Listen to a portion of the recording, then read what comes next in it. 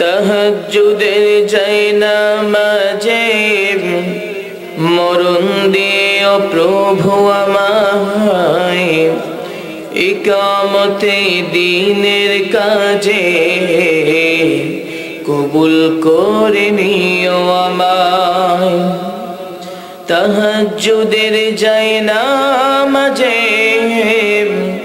মরণ দিও প্রভু আমায়, ইকামতে দ্বীনের কাজে কবুল করে নিও আমায়। বালাউল উলা বিকামালিহি কাশাফাদ দুজা বিজামালিহি حسنت جميع خصاله صلوا عليه وآله।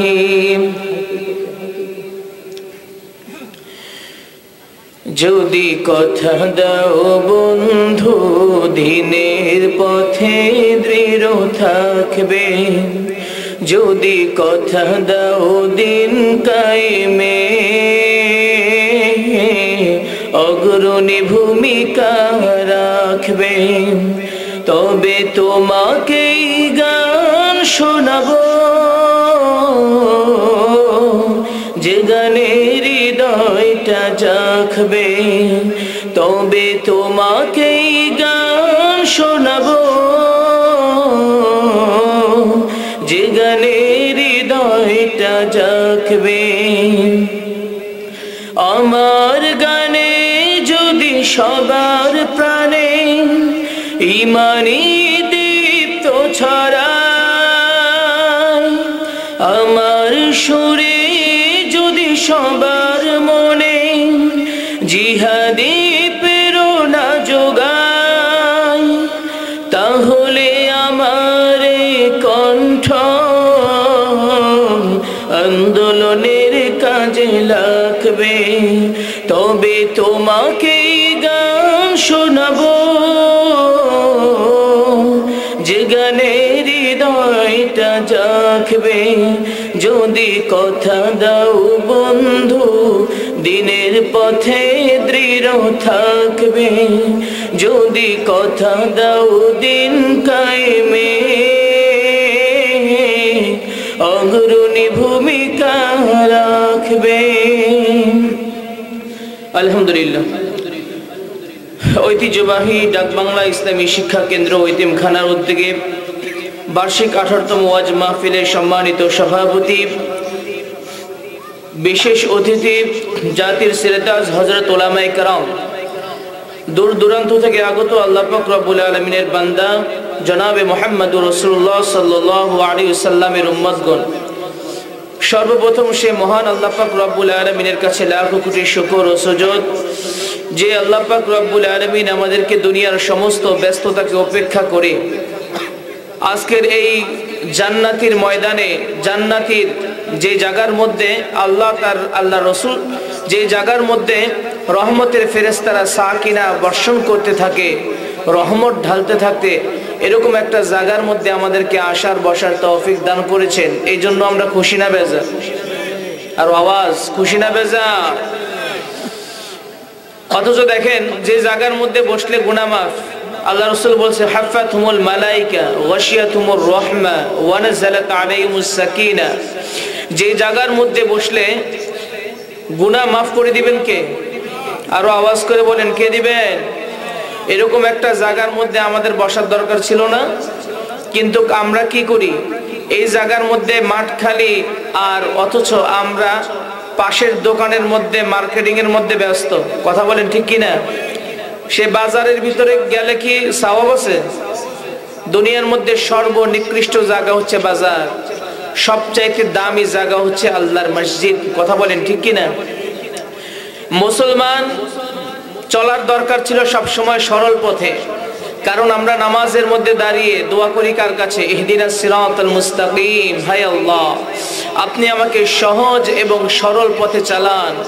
কিন্তু আমরা সরল এবং সহজ পথ বাদ দিয়ে যত উল্টা পথে আমরা চলি। কথা বলেন ঠিক কিনা?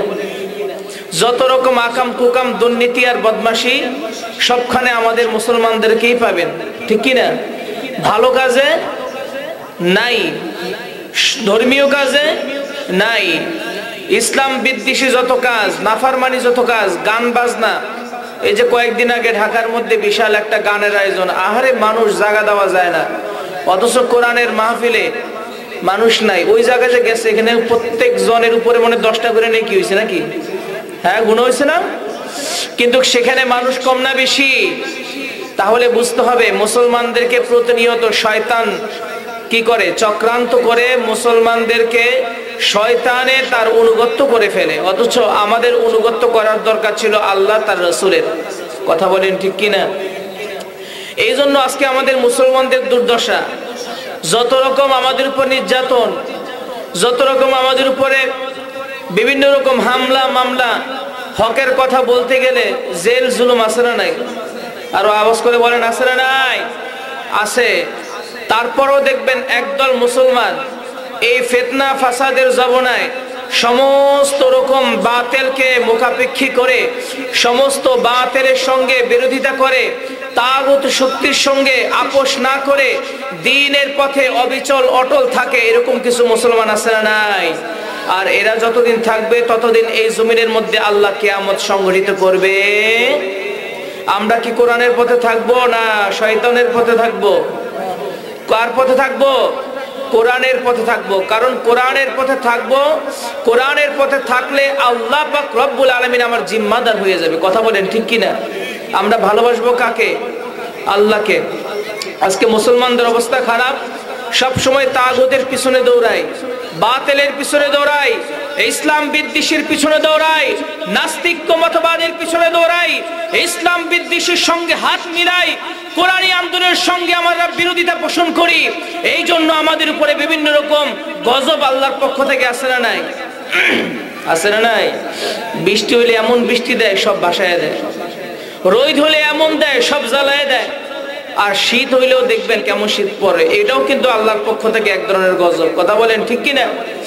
এই জন্য মুসলমান যতদিন কোরআনের পক্ষে আমরা থাকবো, ইনশাল্লাহ আল্লাহ তাআলা আমাদের সঙ্গেই থাকবেন। আল্লাহ যদি কারোর সঙ্গে থাকে তার কোনো চিন্তা আছে?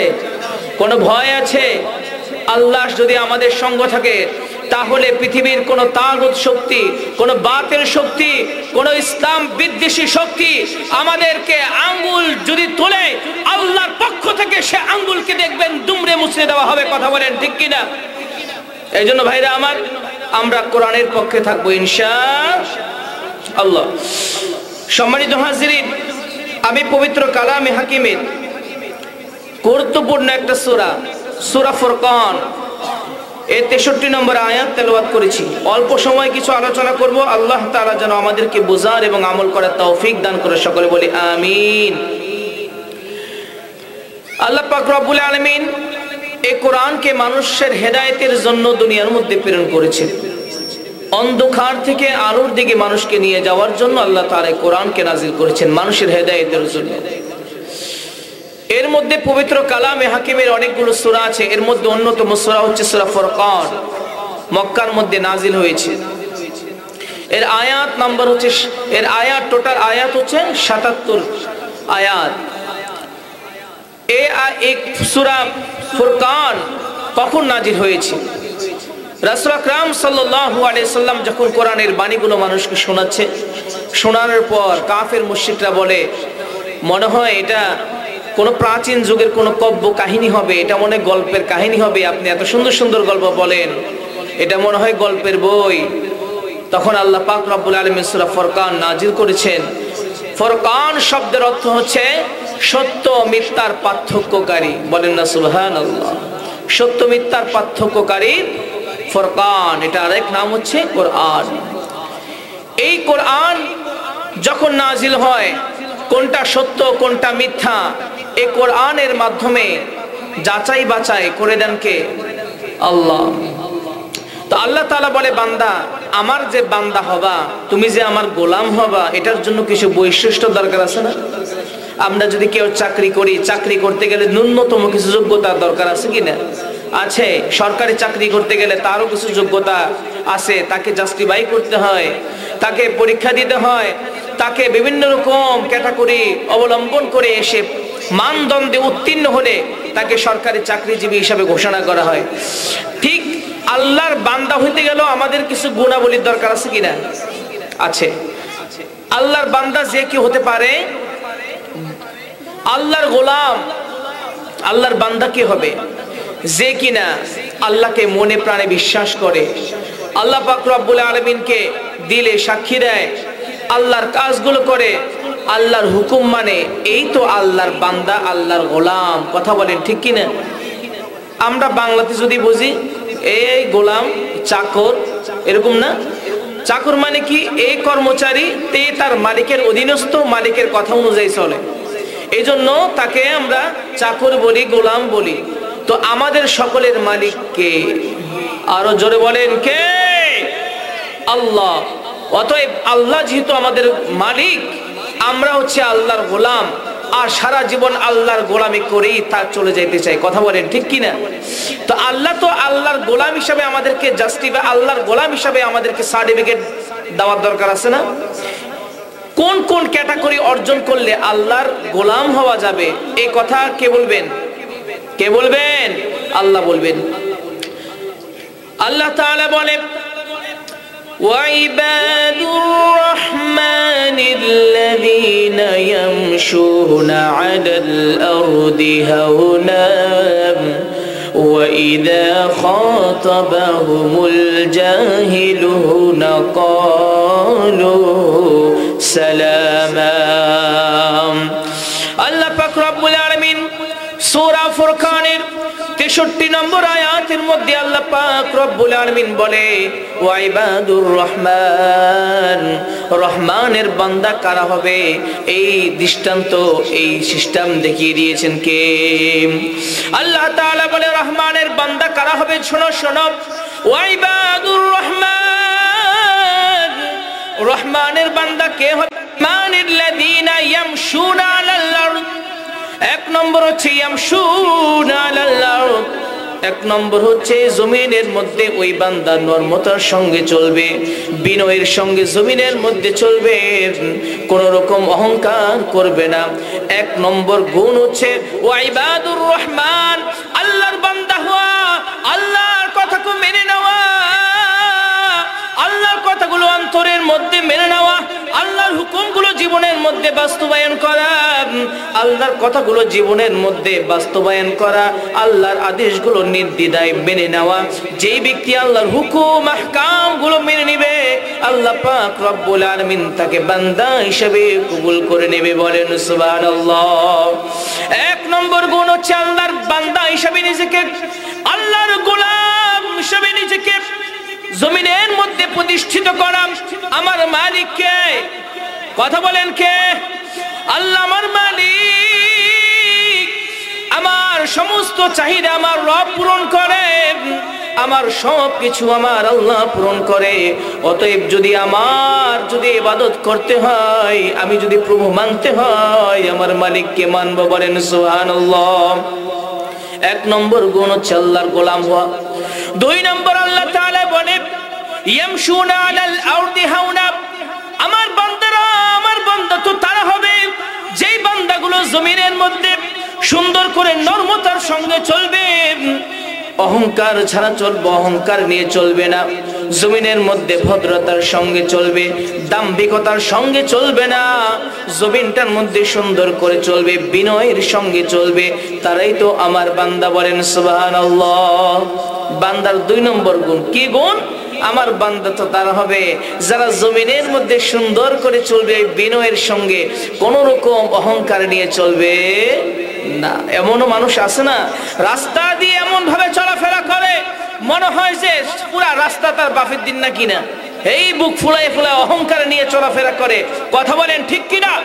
আল্লাহ পাক রব্বুল আলামিন পবিত্র কালামের মধ্যে বলে, যারা জমিনের মধ্যে অহংকার নিয়ে চলে, আল্লাহ তাআলা সূরা লুকমানের 18 নম্বর আয়াতের মধ্যে বলে, ওয়ালা তুসাইর খাদ্দাকা লিন-নাসি ওয়ালা তামশি ফিল আরদি মারহা ইন্নাল্লাহা লা ইউহিব্বু কুল্লা মুখতালিন ফাখুর।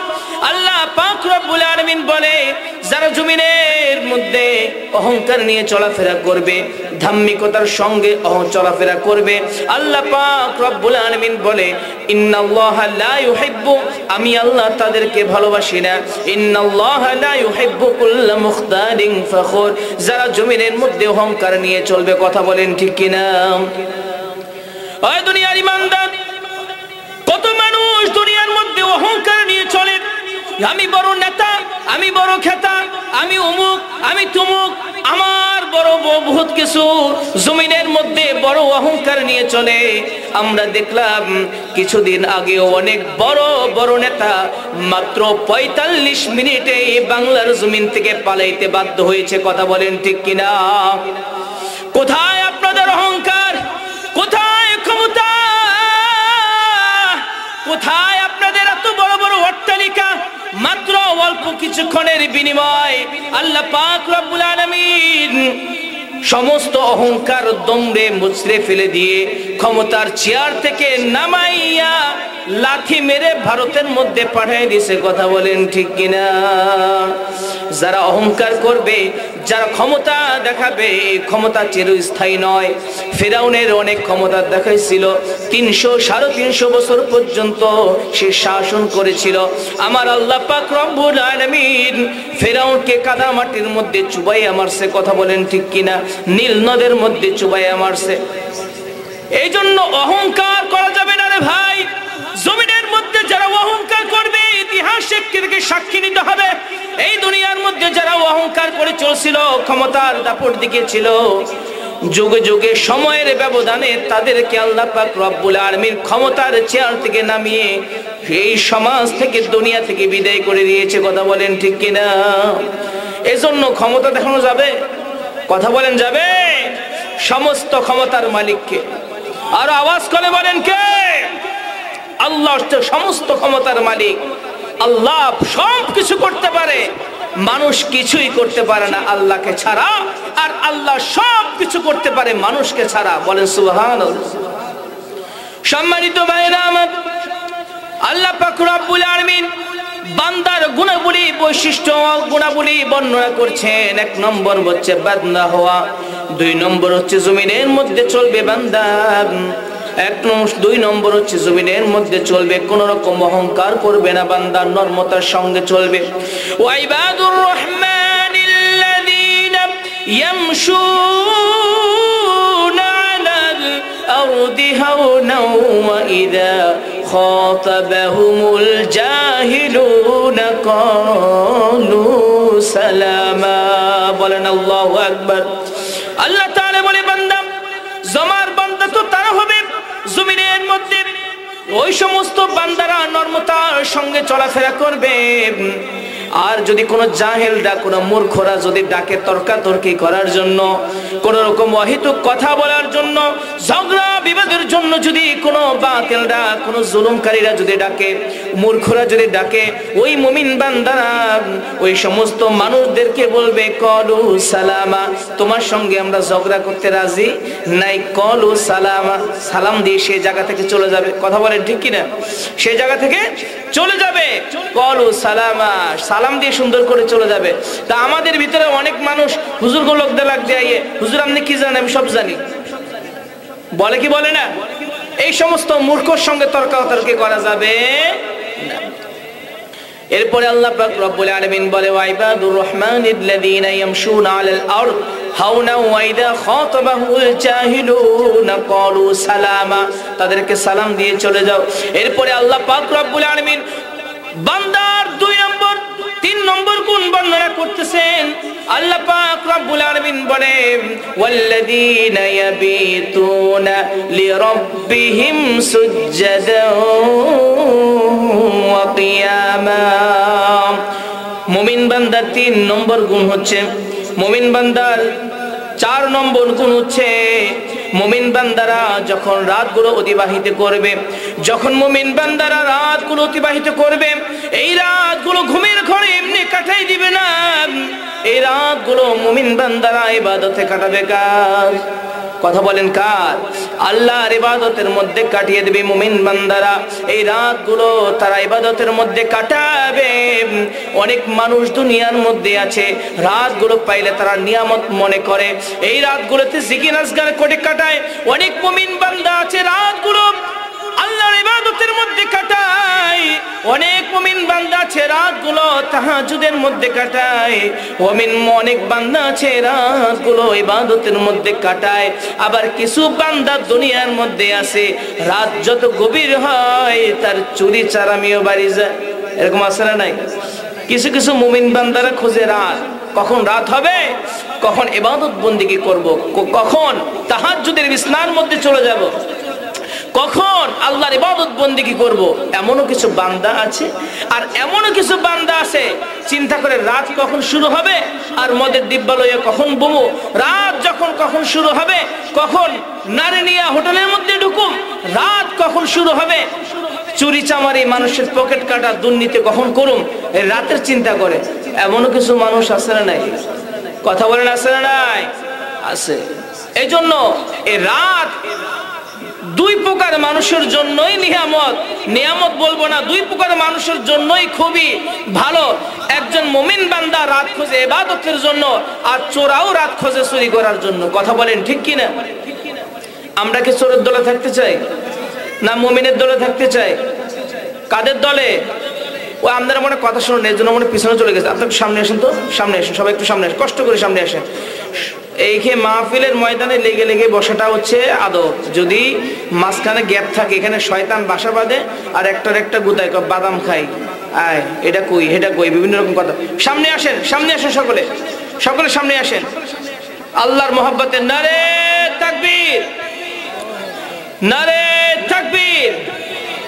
সামনে আসেন। আমরা কার বান্দা হতে চাই?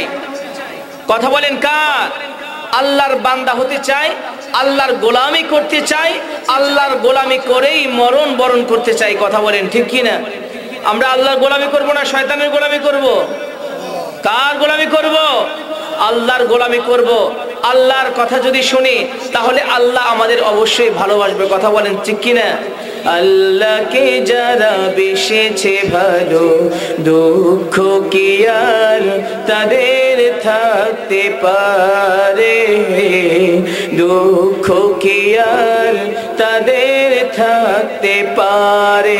যারা রয়েছে মুখে কোরআনের বাণী, রয়েছে মুখে কোরআনের বাণী, হতাশা কি আর তাদের থাকতে পারে, দুঃখ কি আর তাদের থাকতে পারে। আল্লাহ যদি আমাদেরকে ভালোবাসে, কোনো দুঃখ আর হতাশা থাকবে? থাকবে না। সম্মানিত হাজিরিন, আল্লাহ পাক রব্বুল আলামিন তার বান্দার গুনাহবলী বৈশিষ্ট্য গুনাহবলী বর্ণনা করতে গিয়ে বলেন, আমার বান্দা তো তারা হবে যারা জমিনের মধ্যে নরমতার সঙ্গে চলবে। ওয়া ইবাদুর রহমানিল্লাযীনা ইয়ামশুনা আলাল আরদি হাওনা ওয়া ইযা খাতাবাহুমুল জাহিলুনা ক্বালু সালামা। তারা জাহিলদের সঙ্গে কোনো রকম তর্কাতর্কির মধ্যে তারা যাবে না। ওয়াল্লাযীনা ইয়াবিতুনা লিরাব্বিহিম সুজদান ওয়া কিয়ামা।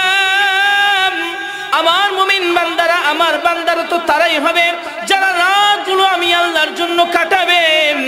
এই রাতগুলো তারা কিয়াম দিয়ে কাটাবে, নামাজরত অবস্থায় কাটাবে।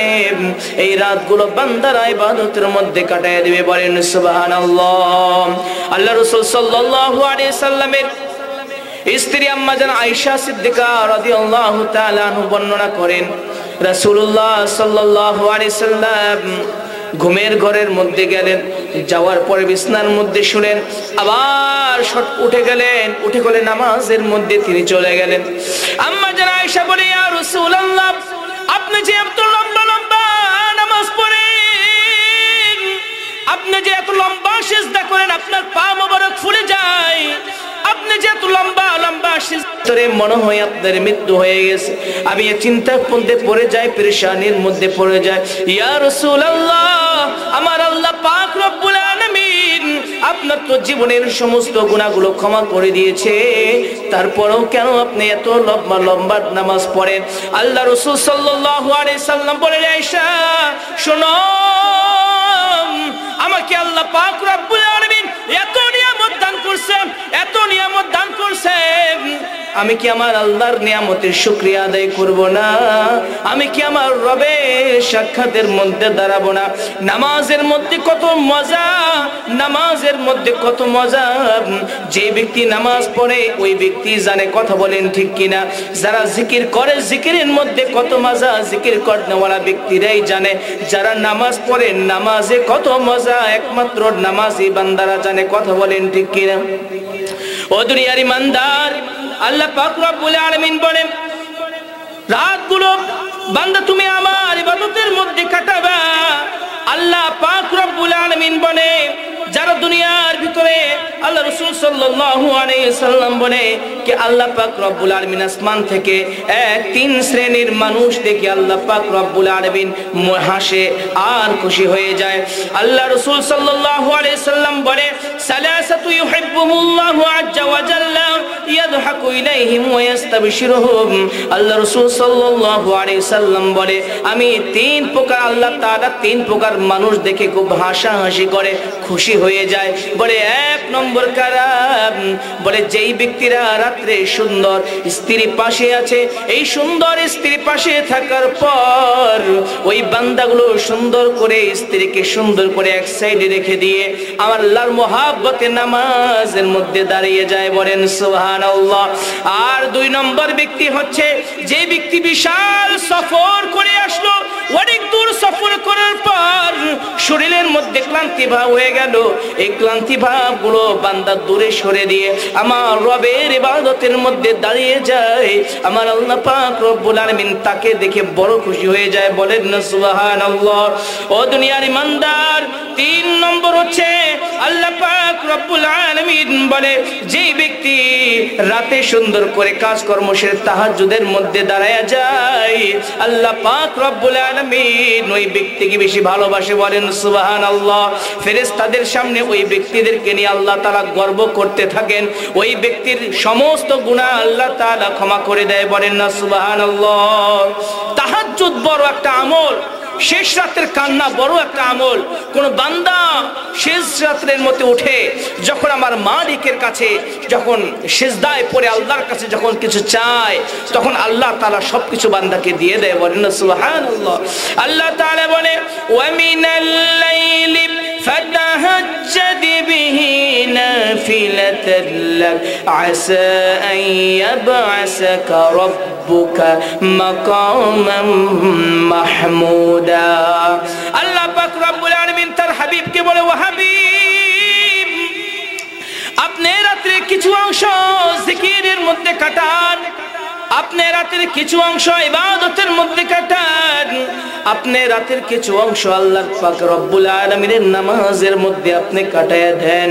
এটা আমি আল্লাহ আপনার জন্য করেছি, যার কারণে আমি আল্লাহ তাআলা আপনাকে অনেক সম্মানিত করেছি, বলেন না সুবহানাল্লাহ। তাহাজ্জুদের নামাজ পড়লে সম্মান বাড়ায় দিবেন কে? কে বাড়ায় দিবেন? আল্লাহ তাআলা বলে, ও বান্দা, আল্লাহ তাআলা শেষ রাতে প্রথম আসমানের মধ্যে আসে, আসার পরে দুনিয়ার সমস্ত মানুষদেরকে বলতে থাকে, ও দুনিয়ার মানুষ, শোনো শোনো, কার কি প্রয়োজন আমি আল্লাহ তাআলার কাছে চাও। বান্দা কার রিজিকের অভাব আমি আল্লাহর কাছে চাও, কার অসুখ আছো আমি আল্লাহর কাছে চাও, যার যা প্রয়োজন আমি আল্লাহর কাছে চাও। আমি আল্লাহ পাক রব্বুল আলামিনের কাছে চাইতে দেরি হবে, আমি আল্লাহ তোমার কথা শুনতে দেরি হবে না, বলেন সুবহানাল্লাহ। এই জন্য কোন ওলি হয়নি তাহাজ্জুদ ছাড়া। রাতের নামাজ আমাদের দরকার আছে কিনা? কথা বলেন আছে কিনা? আল্লাহ সকলকে তাহাজ্জুদ নামাজ পড়ার তৌফিক দান করুক, সকলে বলি আমিন। শুধু তাহাজ্জুদ নামাজ পড়লে হবে না, আল্লাহ তাআলা এর পরের আয়াতে কি পড়বেন, ওখানে কি বলবেন এটাও বলে দিয়েছেন কে? আল্লাহ তাআলা বলেন, ওয়াল্লাযীনা ইয়াবিতুনা লিরাব্বিহিম সুজদান ওয়া কিয়ামা والذين يقولون ربنا اصرف عنا عذاب جهنم إن عذابها كان غراما الله أكبر বলেন আল্লাহ তাআলা বলেন বান্দা যখন তাহাজ্জুদের নামাজ আদায় করবে তাহাজ্জুদের নামাজ আদায় করার পর বান্দা যখন মুনাজাত ধরবে আমি আল্লাহ তাআলার কাছে দোয়া করবে আয় আল্লাহ ওয়াল্লাযীনা ইয়াকুলুনা রাব্বানা আয় আল্লাহ হে আমাদের প্রভু রাব্বানা আসরিফ আন্না আয় আল্লাহ তুমি আমার থেকে জাহান্নামকে দূরে সরিয়ে নাও জাহান্নামের আগুন তুমি আমার থেকে দূরে সরিয়ে নাও আয় আল্লাহ পাক রব্বুল আলামিন জাহান্নাম তুমি আমার থেকে দূরে সরিয়ে নাও বলেন আমিন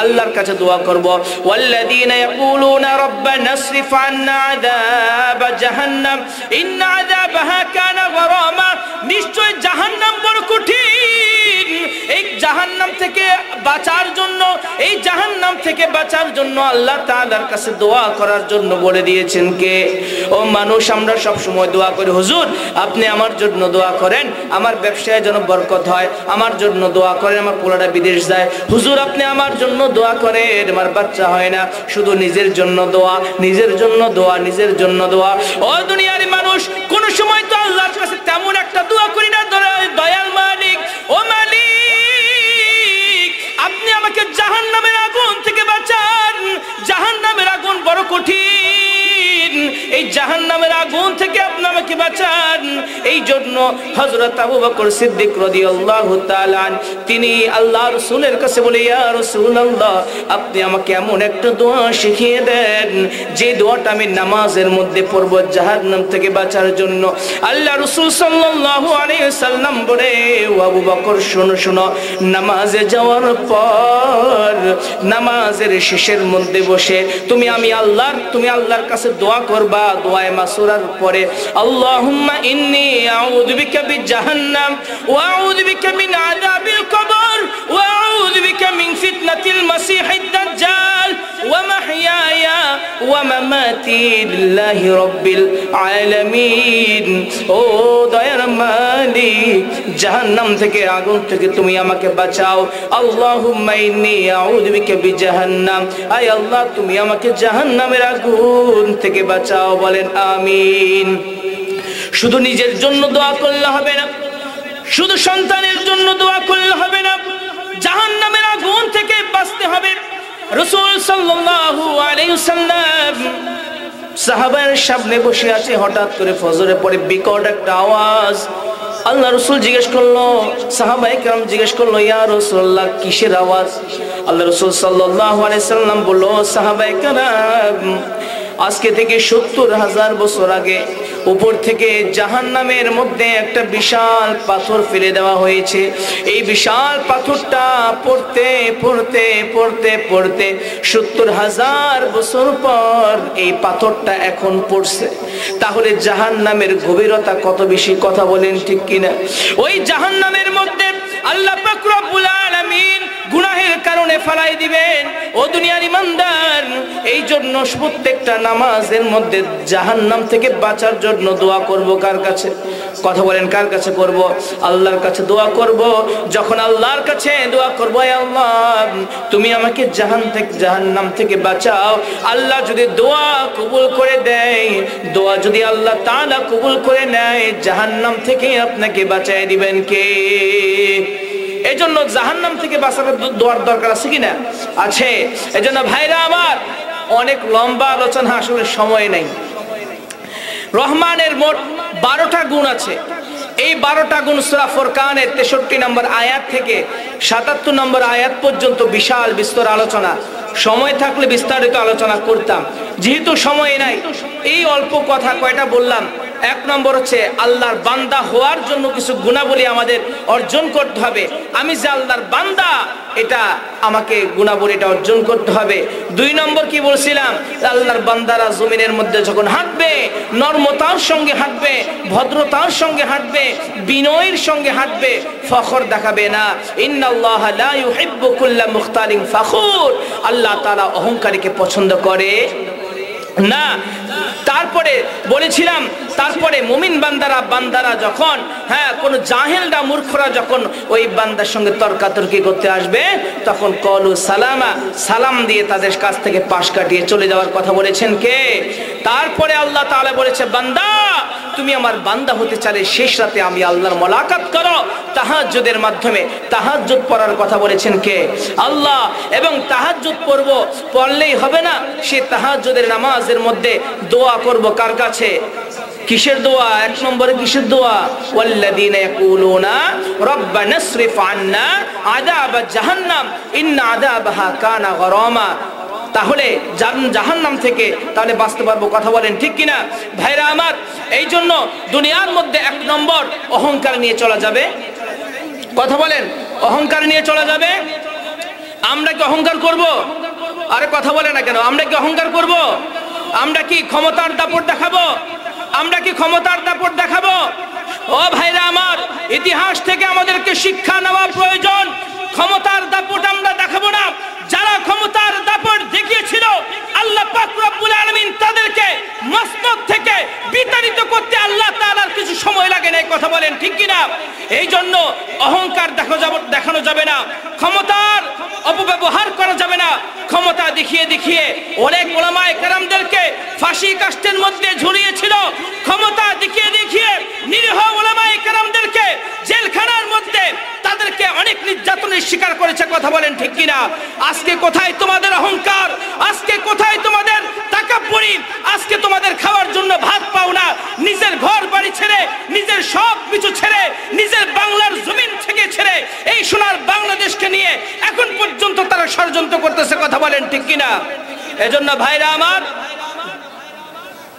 নারে তাকবীর, সকলে আওয়াজ করে নারে তাকবীর, নারে